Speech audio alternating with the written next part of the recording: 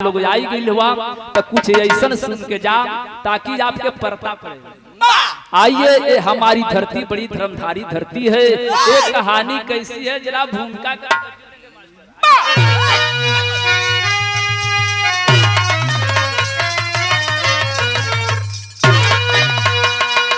कि है भारत देश निराला,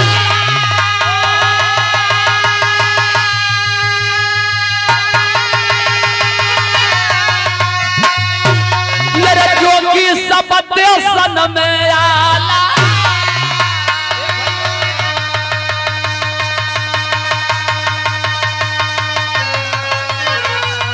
ये जहां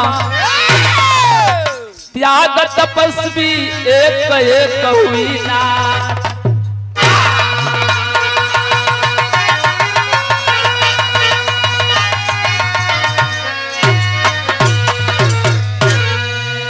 यह हिंदुस्तान की धरती है। एक से बढ़ एक तपस्या, एक से बढ़कर एक ऋषि मुनि साधु पैदा हुआ करते हैं। जब जैसन जरूरत पड़ेला ये देश में वैसन व्यक्तित्व को लोग पावल जाला। हमारी कहानी का शुरुआत भइल एक लाइन गजल लगल। गीत तो बड़ी पुरान बा। गुरुजी बैठल हुए, गुरुजी के देख के ई बिरहा हम गावे शुरू कइले। गुरुजी तनी परता लगैया पुरान बिरहा में केवन लाइन भैया।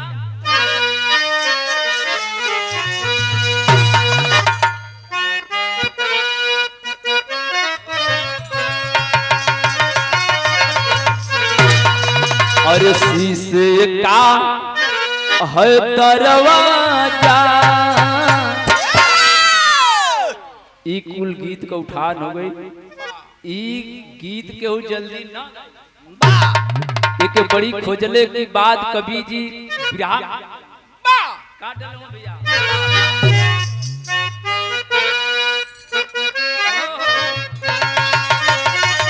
किसी से का है दरवाजा, पत्थर के मकानों में शीशे का पत्थर के मकान।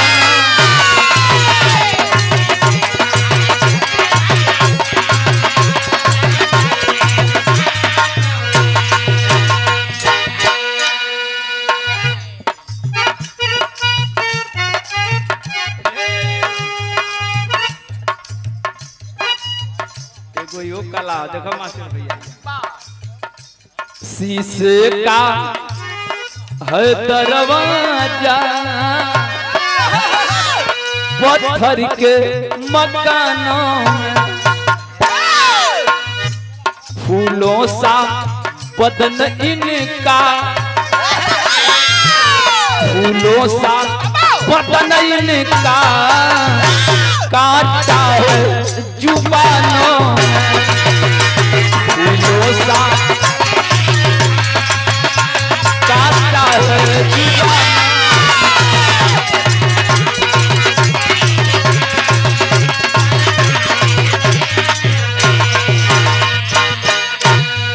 ये बिरहा में बड़ी ऊंची बात कभी लिखे, जरा भाव पे तवज्जो देंगे का।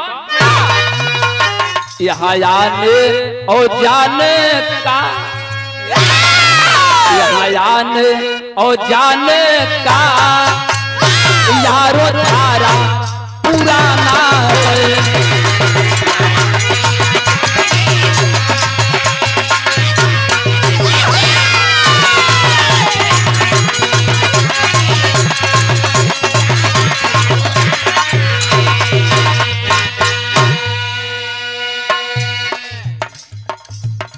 यहाँ आने यो जाने का यारो धारा पुराना है। बड़ी सिलाई मौत आते हैं संग लेकर, मौत आते हैं संग लेकर, मौत का बस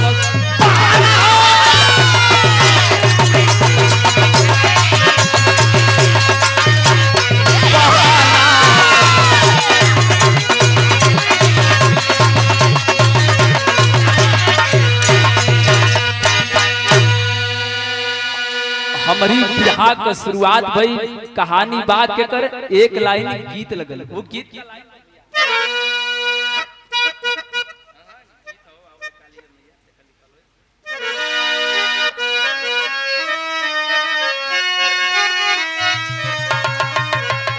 एक गीत के माता बहन गावे। अब तो नई नई लड़की नई नई कुल गाना गावत है, लेकिन एक पुरान जे पुरनिया लोगल होई दादी उ लग गावल का गावल कि आवे कालिया मैया कि अरे बैठा हमारे आंगना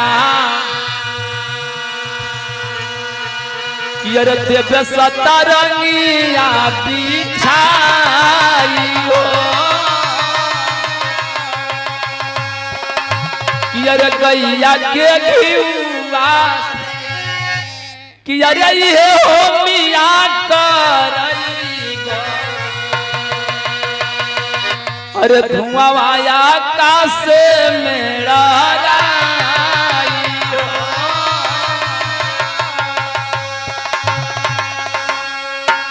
भैया बाबू चाचा हो कहानी के करबा जरा ध्यान भी नहीं बा कि अरे उज्जैन नगरिया के कि अरे राजा हो भरथरी अखिल शिकार कती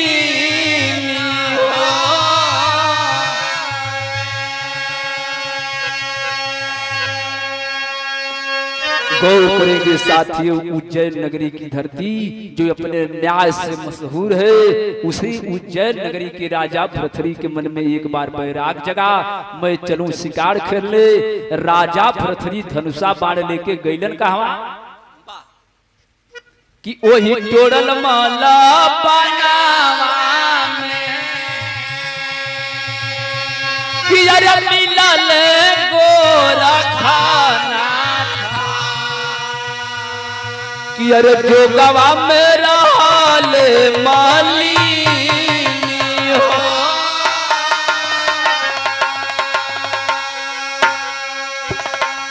राजा भरथरी धनुषा बाण लेके वही टूड़ल मलपनवा में गेले, जो पनवा में गुरु गोरखनाथ त्याग तपस्या में लीन बाटन।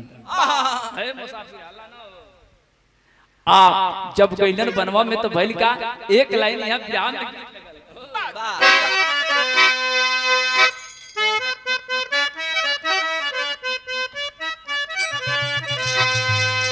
ये गीतिया के स्वर्गीय बेचन गुरु जी गावले कि अरे लैला मजनू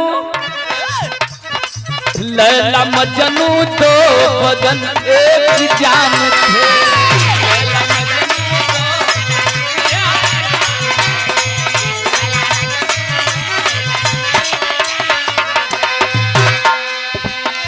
दोनों अपने प्यार में परेशान थे, दोनों अपने प्यार में परेशान थे, लैला मजनू तो बदन एक जान थे, लैला मजनू तो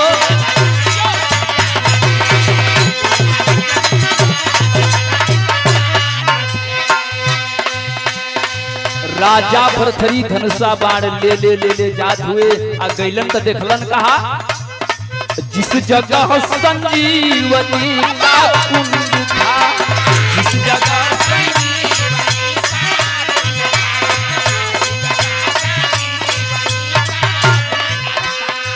उस जगह मंजुल मृगों का झुंड था, उस जगह मंजुल मृगों का झुंड था, जिस जगह संजीवनी का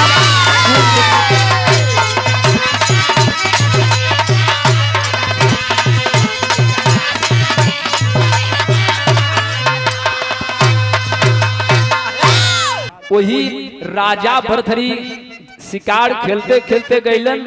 आज जब गईलन देखलन बिचवा में अमृत बा, आ अमृतवा के चारों तरफ हिरण का झुंड।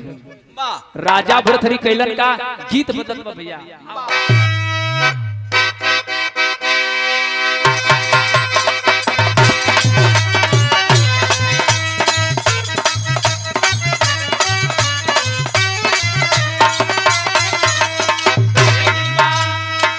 अच्छा सिला अच्छा सिला अच्छा सिला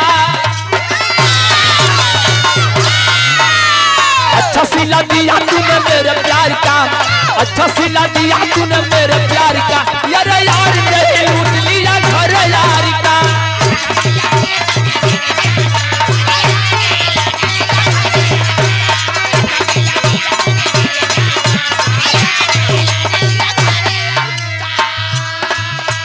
बिरहा सुनने वाला चचा गौर करबा राजा फरफरी धनुषा बाण उठौलन धनुषा पर बाण चला के मार दिलन और बनवा जाके जीवन राजा हिरण का सरदार वही हिरणवा के लग गई। हाय राजा करता हुआ हिरण धरती पर गिर गया। इतनों से सबूर राजा के ना भई राजा गुस्ताखी किया। क्या किया?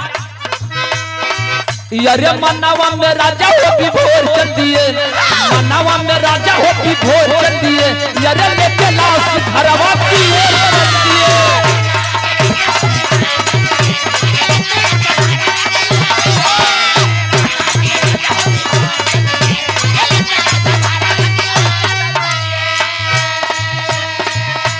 राजा भरथरी हिरणवा के पिठिया पर लदलन और लेकर अपने राज्य उज्जैन की तरफ जाने लगे। आज जब जाए लगलन इधर हालत का बाप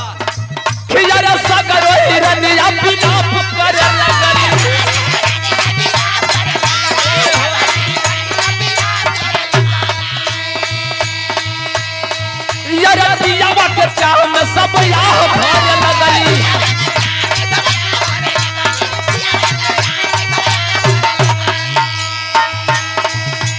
पीछे पीछे पीछे पीछे मार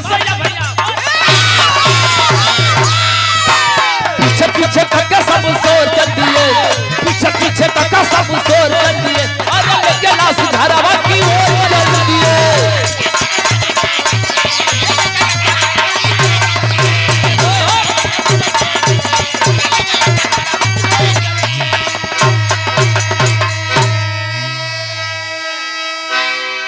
भैया हो बतिया बिरहा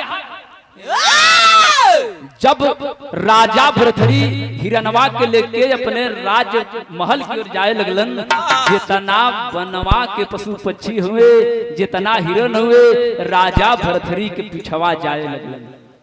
आज जब जाए लगलन तब बिरहा में थे और गीत लगी केवन गीत लगी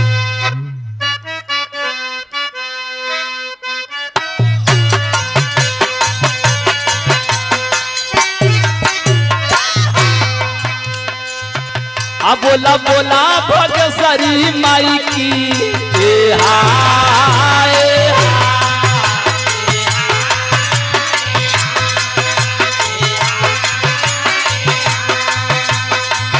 फूल लो रे कई लो पारी सारी मोरी अटकल डारी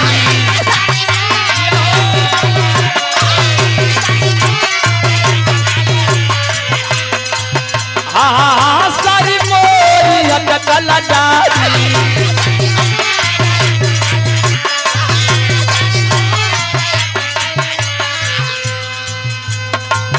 केही मोरी केही हो मोरी केही मोरी सरिया उतारी हो किरनिया तू बल जाई हो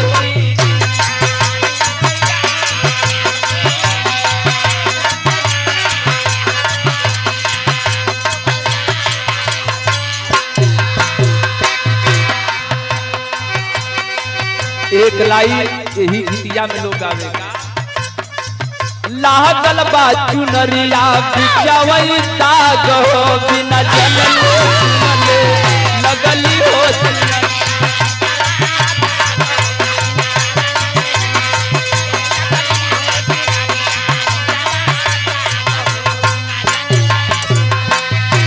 अब भैया नाच भई लोग बैठ जाएगा काहे से कि बिरहा का मजा बिगड़ जाए फिर ये खाली गाय पे आके तो रउआ न चाहिए तो पानी पी लो बैठ जाओ भैया का पानी पिला दो।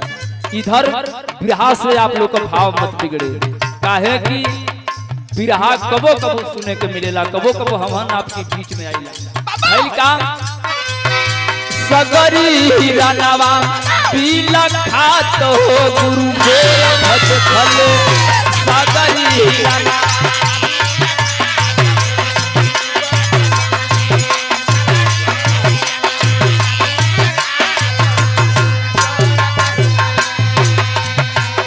ध्यान मिली गुरु गोरखनाथ अपने दृष्टि से अंतर दृष्टि से देखते हैं, रे ये जंगल में कैसा शोर, एक कैसन हल्ला बनवा में होत बा। ध्यान लगलन सगरी हिरनवा बिलखा हो गुरु गोरख देखल झरता पिपिनवई के पात हो गुरु गोरख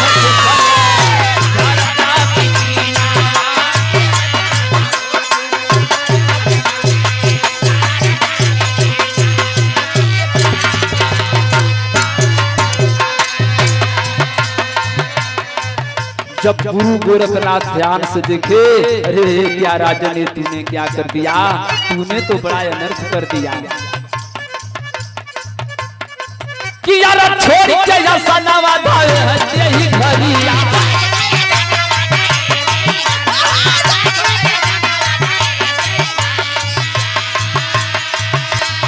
यार रोमली हले राजा कजाई के दहरिया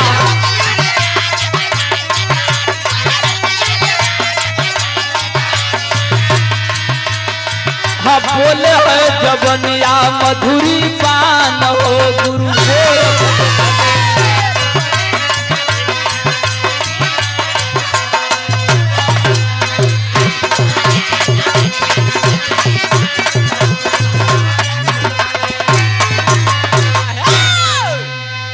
आवाज लगाया गुरु गोरखनाथ, अरे राजन तू इसे नहीं लेकर जा सकता। राजा थरथरी कहलन, रे पूरा राज्य हमार राज का मालिक हम, तुम रोकने वाले कौन होते हो। गुरु गोरखनाथ कहलन कि राजन जानते नहीं हो, किसी को मारने का अधिकार यदि है तो किसी को वही व्यक्ति मार सकता है यदि वह जीवित कर दे। अगर तुम्हारे अंदर शक्ति है, तुम्हारे अंदर विद्या है तो हिरण को जिंदा कर दो और जिंदा करके लेके जाओ। थर थर थर थर राजा भरथरी कांपे लगलन, कांप के कहलन, साधु बाबा मरल आदमी कहीं जिंदा होला का, तू साधु हो कि सचमुच पागल हो गए।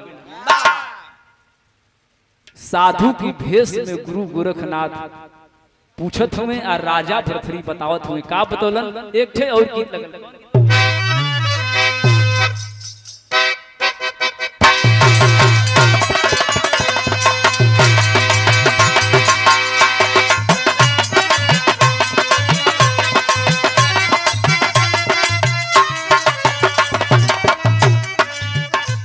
पातार राम जी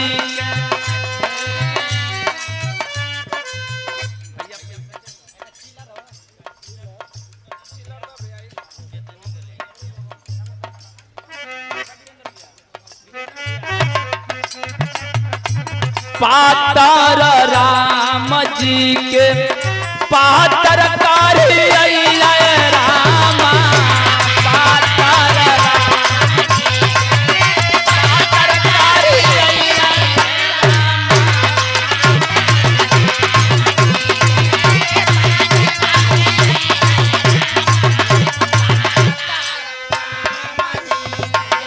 पातार राम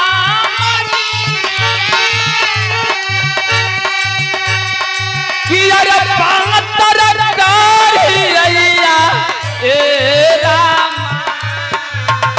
छोटे छोटे हाथावन छोटा बाधल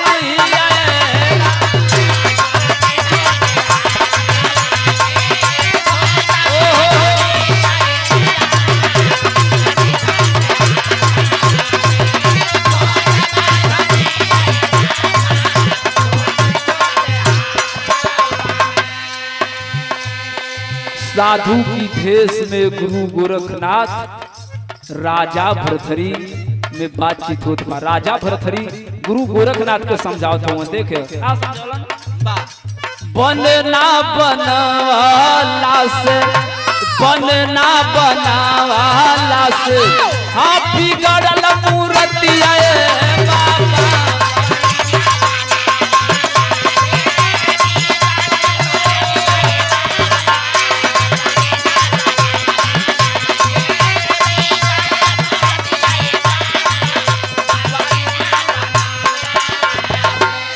बनना बनावाला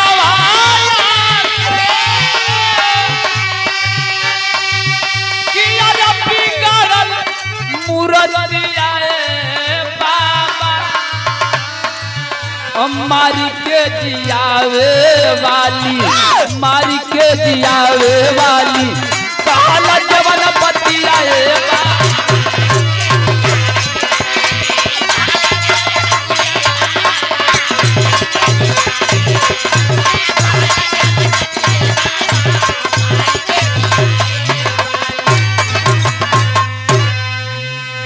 कलन के साधु ऐसा न हो सकेला जे मर गई वो दोबारा न जी सकेला। गुरु गोरखनाथ अब कुछ नहीं कह बोल चुपचाप सुनत हुआ कलन के तू कहले बेटा देखी कितना कहेले एक लाइन और बतावलन का। जब जीव धरती से ये सच्चाई है क्या बता।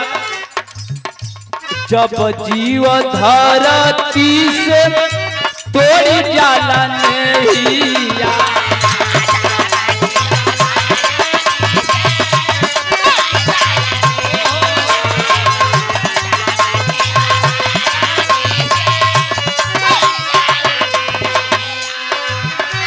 जन्म जन्म खातिर छोड़ी जाला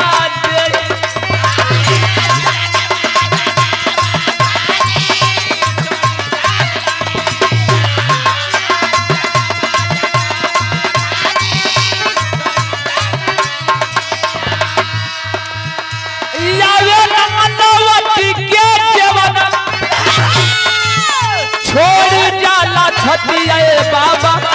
बनना बनावाला से बनना बनावाला से बिगड़ल मूर्तिया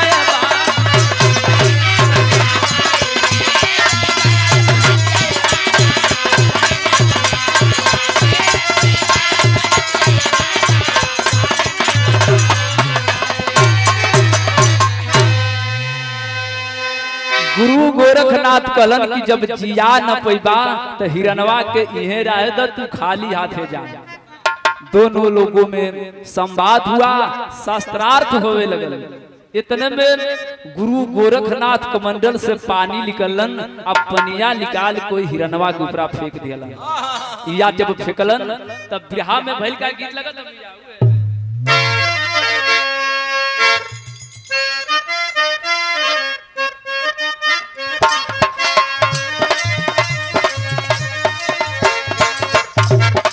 तर से बढ़िया फर्ज बा अरे मार दिया हो गुरु सतवे को बना।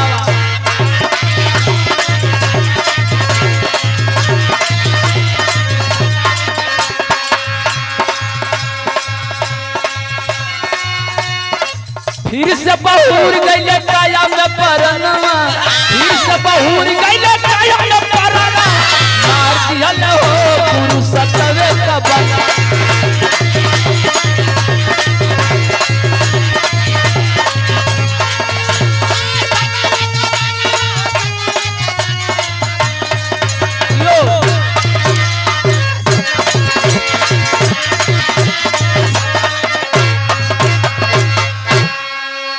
गुरु गोरखनाथ शक्ति से वही हिरनवा के जीवित कर दिलन।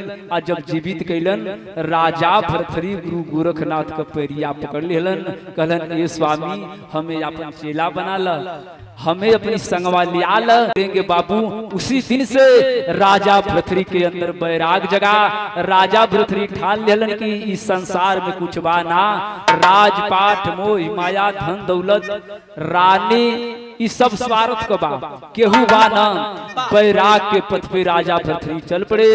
जब गुरु गोरखनाथ की लगवा गलन गुरु गोरखनाथ कहलन ना हम तो के चेला न बनाई। अरे बाप जब ये बतिया राजा भरथरी सुलन झरझर झरझर रोने लगे। हमें शिष्य बना लीजिए, हमें चेला बना लीजिए।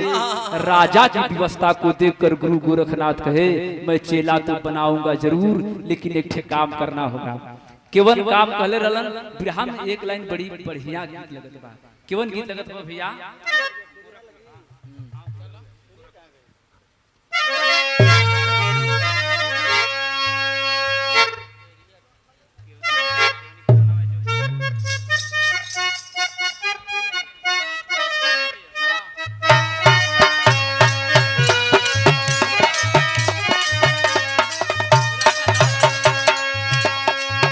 यह गीत बा एक जोगी लोग पहले जब फेरा लगावे तो एक गीत के गावे। अब तो जोगी लोगन से गाँव में विराट गावे का कि अरे कवन कारणवा ये जोगी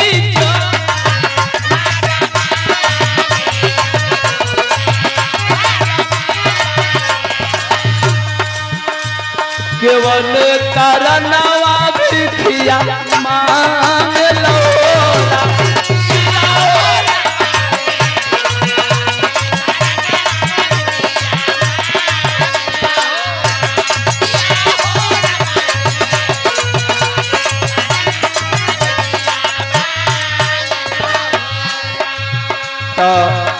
एकर जोगी लोग जवाब दें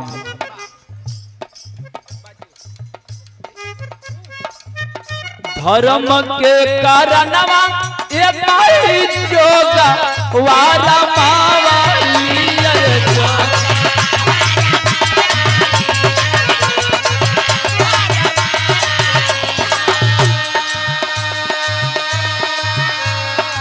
अरे कियो मैया बेटा के कारणवा भिखिया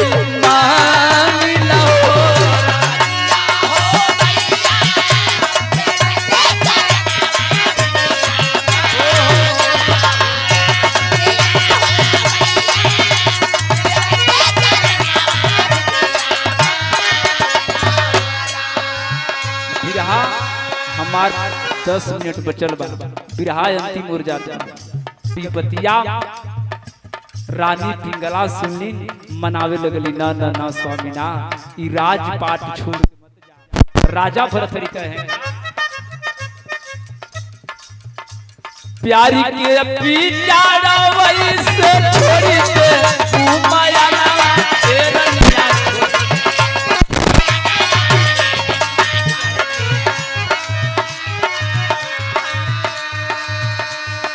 कहलन रानी इस मोह माया से मुझे विरक्त कर दो, इस माया की दुनिया से मुझे मुक्त कर दो। मैं इस माया की दुनिया से प्यार के बिचारा वैसे छोड़ी दे तू माया नावा ए रनिया छोड़ी दे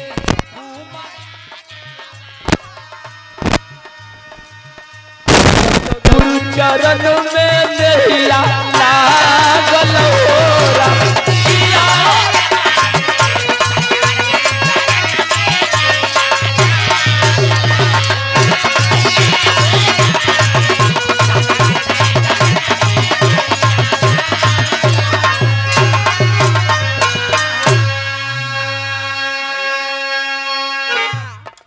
रानी हथवा में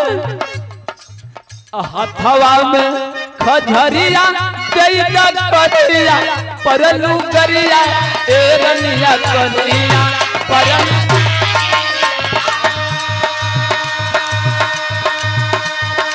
अरे किया रनिया जोगी की मट्टी कर में भगिया जागल होरा किया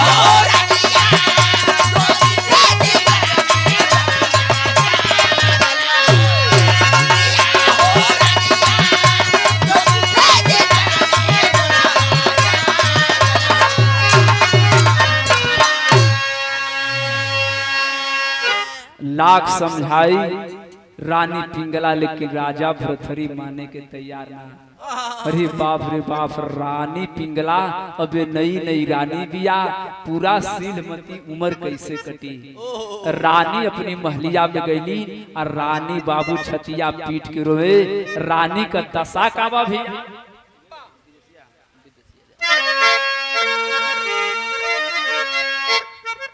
कि अरे पिंगला के जिंदगी अरे महुरवा जनाए लागला।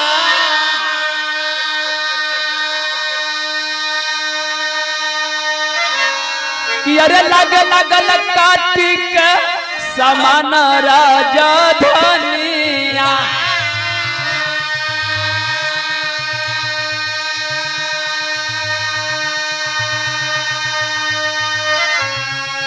राजा भरथरी की दुल्हन पिंगला के न खाना निक लागे न पानी निक लागे न नींद आवे आवे तो खाली आंसू झरझर झरझर अखिया से पानी।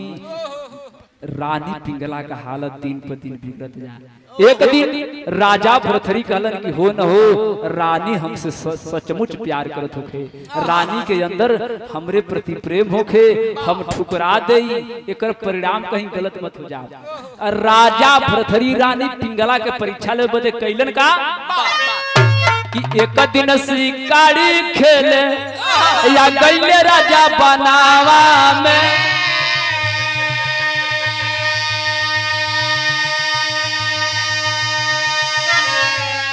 कि अरे प्यारी के परीक्षा खातिर मांगे ले निशानिया।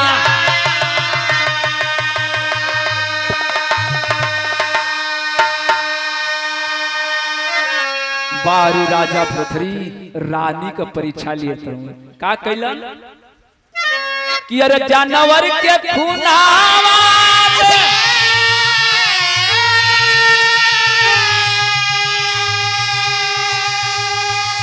चाचा रंगल बसनावा।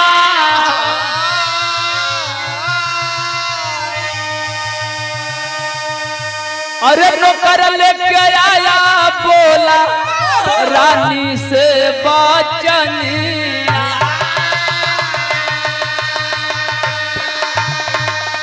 अरे खाई गई शेरवा वही राजा के पीछे बनावा में।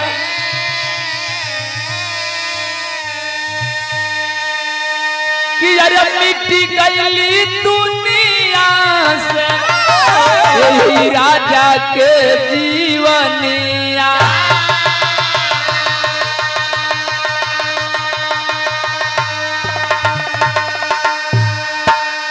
राजा अपने राजसीय पोशाक को एक हिंसक हिरण को फिर मारे, उसी के खून में उसी की लोहू में अपने वस्त्र को भिगो दिए और अपने मंत्री से कहे मंत्री लेकर जाओ रानी से कह देना कि राजा भरथरी शिकार खेले गए, एदा पारी शिकार खेले तो गईलन जरूर, लेकिन वही बनवा में शेर राजा के मार के खा गए। हाई राजा का राष्ट्रीय वस्त्र था। अरे बाप रे बाप, रानी पिंगला के पास तो कुछ बचले न रहे। आ जब रानी पिंगला ई बतिया सुनली कि राजा भरथरी अबे दुनिया में न बाटन, तक कैलिन का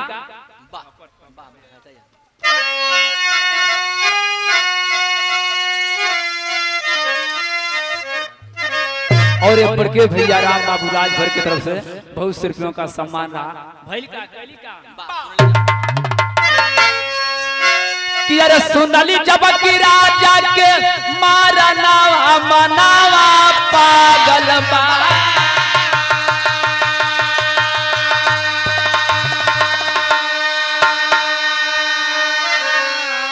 हे प्रयास सुने वाले पंचो, रानी की लगवा अब बचबे का रहा। रानी पगली बन गई हो, बवरिया बन गई आ कैली का कि अरे सुनली जब की राजा के मारनावा मनावा माने ना।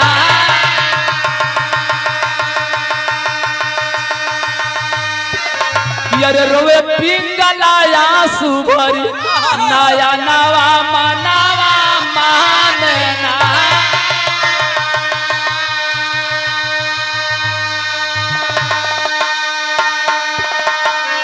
यार पिया बिना जब दुनिया में हम कैसे जिंदगी बिताई।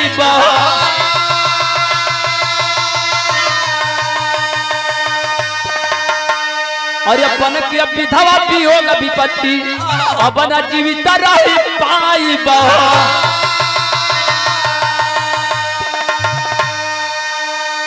किला से कूद के तेजदी हली परनवा मनवा मानना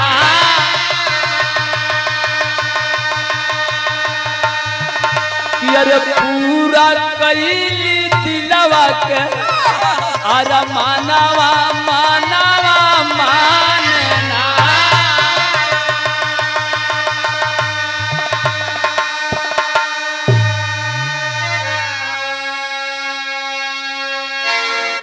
रानी बाबू तनिक ढेर ना कैली अपनी महल के सबसे ऊपर चढ़ली और वही महलिया पर से रानी कूदली। रानी का बाबू प्राण पसेरू निसर गए, शोर हो गया। अब रानी पिंगला ये दुनिया में न बली, राजा के वियोग में आके रानी छतवे पर से कूद गई। रानी अब न बली, रानी का अंतिम संस्कार। आज जब ये बतिया राजा पृथ्वी सुलन ब्याह में अल्लाह लगता होल का ब्याह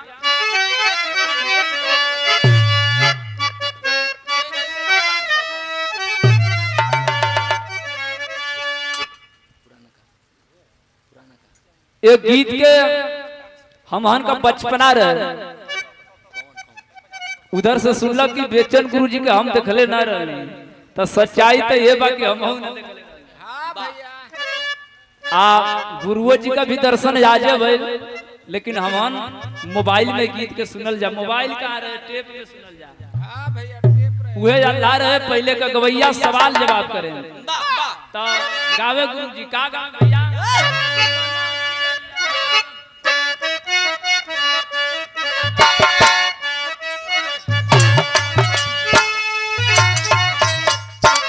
भैया कवना चिड़ैया बिन जानवे उड़ गईली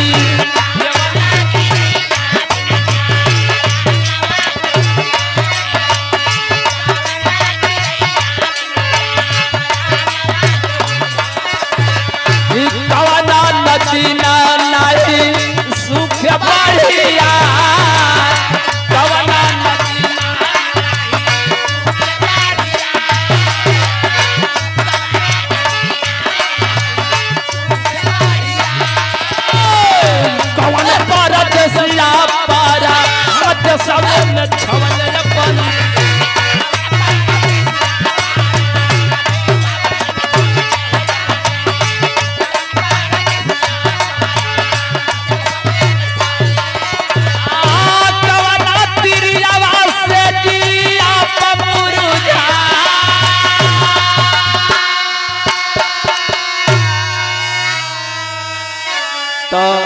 पर पुरान गवैया लोग जवाब दे कि प्राण चिड़ैया बिन बेनवा के उड़ गई, नयन नदी नहीं सूखे बढ़ियाई, लाखों परदेसिया परदेसवा में तड़पे, चंपा त्रियवा से जिया। लेकिन इधर बिरहवा में भइल का अरे पिंगला गुजरिया खातिर परसे नजरिया रे बाबू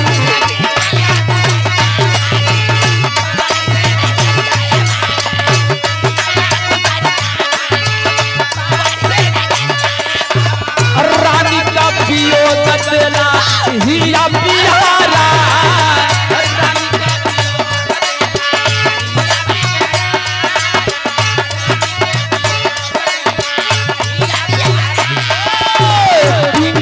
के नमावा के करता रचनवा लिखवा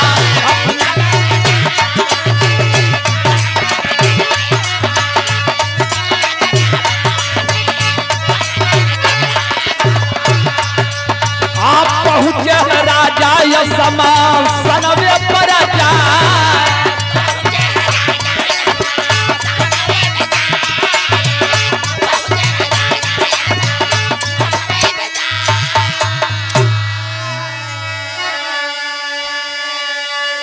राजा तो बाबू परीक्षा न ले रहलन, जब ई जनलन की हमार रानी पिंगला सचमुच दुनिया में न बाटी।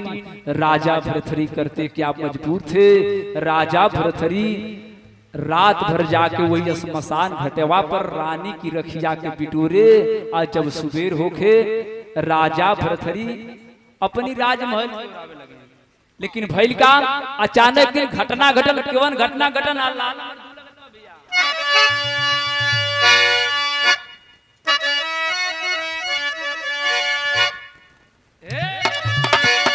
सवा बदल गुरु गोरखनाथ मिलल।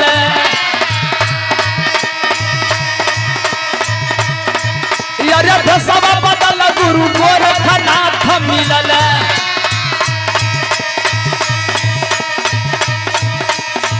अरे मटिया के पात खातिर रोवे पीला खा।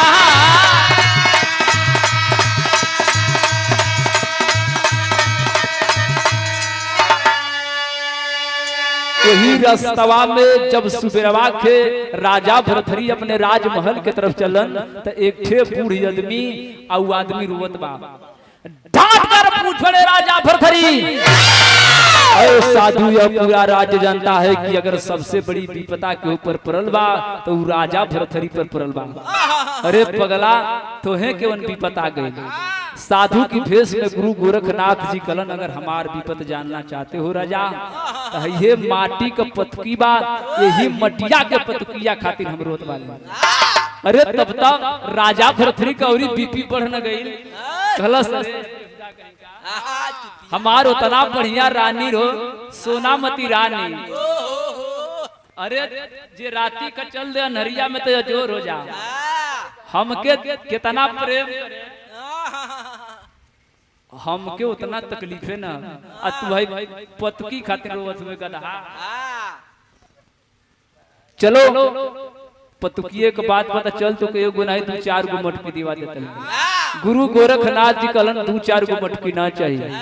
राजा भरथरी कहलन है साधु अगर 2-4 गो नहीं लोगे तो चलो मैं सोने का 10-20 गो मटकी दिवाता नहीं। साधु इनकार कर दिए।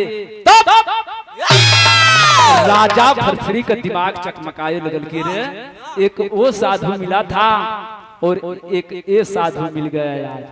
कहलन कि अगर देना चाहते हो राजा ते ही मटिया के पतुकिया के फिर से जोड़ दो। तब तक गुरु गोरखनाथ को बतिया सुन के राजा भरथरी थर थर कांपे लगलन। इतने ना आंसू का धार रोकते न बा। कहलन ए बाबा ई तू का कहल ए बाबा एक ठे बनवा में साधु मिलल रहलन, मरल हिरन के जिंदा कर दिहलन। अगर उहे साधु बाबा रहता तो आज मटकिया के भी जोड़ देतन। अबे ये तनो पे दिमाग राजा भरथरी का न खुलत बा। देखा लोग मोह या माया भइल का कहत मंगाई ते दूसरा मटुकिया। कहे गोरखनाथ हमके उहे चाही भाई। अरे कहे राजा जुटल बा तो फिर नाही जुटी है। अरे कहे राजा जुटल बा तो फिर नाही जुटी है। जोगवा से जोगी दियल उनके जिया राम राम है राम।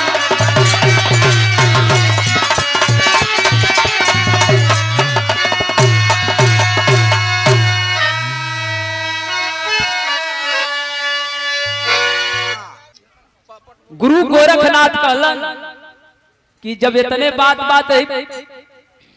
के हम जोड़े आज जब जुट गई एक बार राजा भरथरी के मन में उद्गार जगा।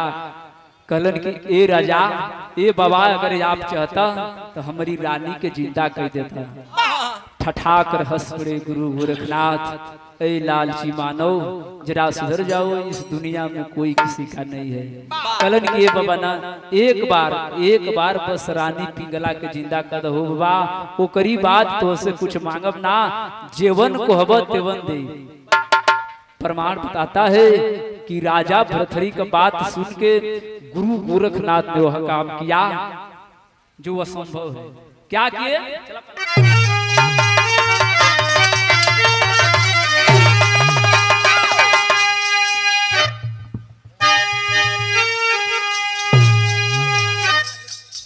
कि अरे याद सकती पिंगला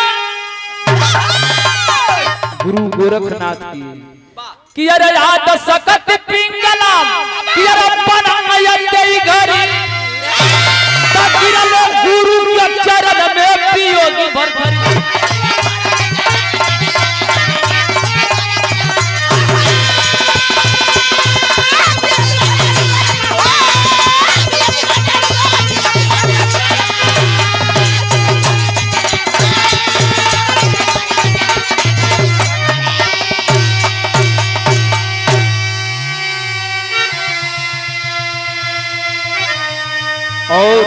तब गुरु गोरखनाथ एक नहीं दो नहीं बल्कि अपनी शक्ति से 101 रानी पिंगला बनाए। आ जब 101 रानी पिंगला के राजा देखलन तो मनलन थोड़े गप दे ओके पकड़े वो खत्म हो जाओ, ओके पकड़े वो खत्म हो जाए। गुरु गोरखनाथ कलन की देखो अबे माया से छूटत नहीं खे, अबे माया में विरक्त पाई कैलन का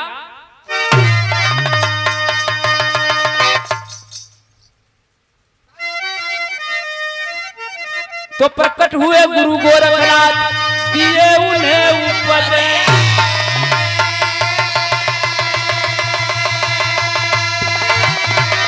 बन के जोगी चले हो संग दिन का मिटा कले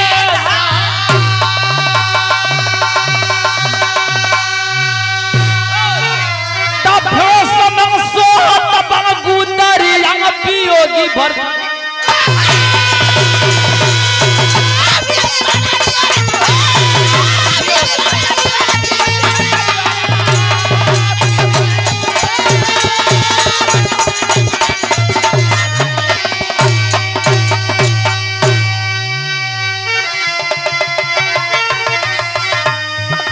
मोहम्मद राम सेवक धन जीवन की है लीला स्वर्ग विराज विनोद राज जोड़ी कोई मिला फूला सतगुरु के रहिया जंगली राज